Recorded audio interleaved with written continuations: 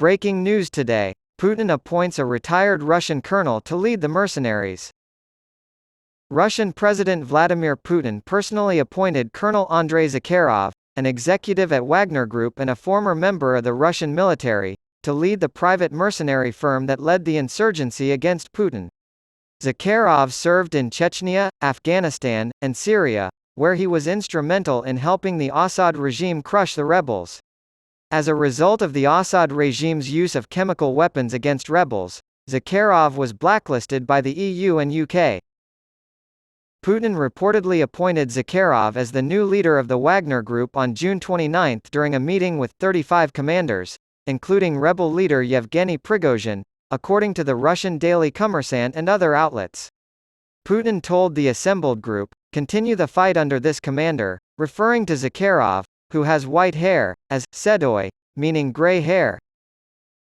Most of the commanders nodded in agreement when Putin suggested integrating the Wagner Group into the Russian regular army. Prigozhin, who was sitting in the front row, apparently missed his colleague's action and therefore turned down Putin's offer. After the rebellion ended on June 24, there were many rumors as to where Prigozhin was. On Saturday, the Belarusian military released a photo of him in his underwear, looking shabbier than he ever had before, huddled on a field bed in the military of his country. According to Belarusian President Alexander Lukashenko, Prigozhin is staying in his hometown of St. Petersburg, Russia. This was reported on July 6.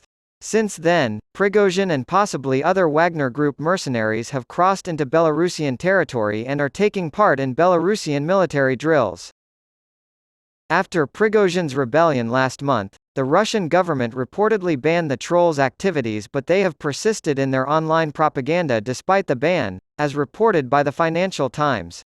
Roughly 300 trolls helped the Wagner Group, which is leading the war in Ukraine, gain support from the public and justify Russia's invasion of Ukraine. Prigozhin's fake media empire is becoming a bigger challenge to Putin and Russia, the Financial Times wrote. Russia takes over Danone and Carlsberg's local operations.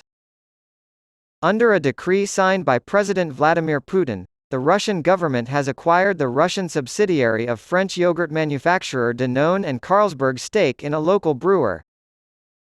The Russian government will temporarily manage Danone Russia and Baltika, both of which are owned by Carlsberg, according to a decree published on Sunday. This comes after the Russian affiliates of German Uniper and Finnish Fortum were nationalized in April. In response to Western actions against Russian companies abroad, the Kremlin threatened at the time that it could temporarily seize additional Western assets. Danone stated that it was conducting an investigation and was preparing to take all necessary measures to protect its rights as shareholder of Danone Russia, and the continuity of the operations of the business in the interest of all stakeholders, in particular its employees. Baltika controls roughly 30% of Russia's beer market, making it a market leader. Carlsberg, which employed 8,400 people in Russia, announced in March that it would sell all of its operations there. After announcing its withdrawal from the market due to the conflict in Ukraine over a year ago, the multinational brewer said last month that it had found an unnamed buyer for the business. Carlsberg said in a statement, following the presidential decree, the prospects for this sales process are now highly uncertain. As of yet, the Carlsberg Group has not received any official information from the Russian authorities regarding the presidential decree or the consequences for Baltika breweries. Danone has been one of the few multinationals to remain in Russia since the Ukraine offensive began, but the company announced in October that it would be leaving the country and taking most of its operations with it. The company later announced it would exit the dairy and plant-based businesses in Russia, keeping only the infant nutrition sector. It warned that the move could cause a write-down of up to €1 billion, $1.1 billion. Since Moscow's Ukraine offensive began on the 24th of February 2022, many major Western companies have abandoned Russia.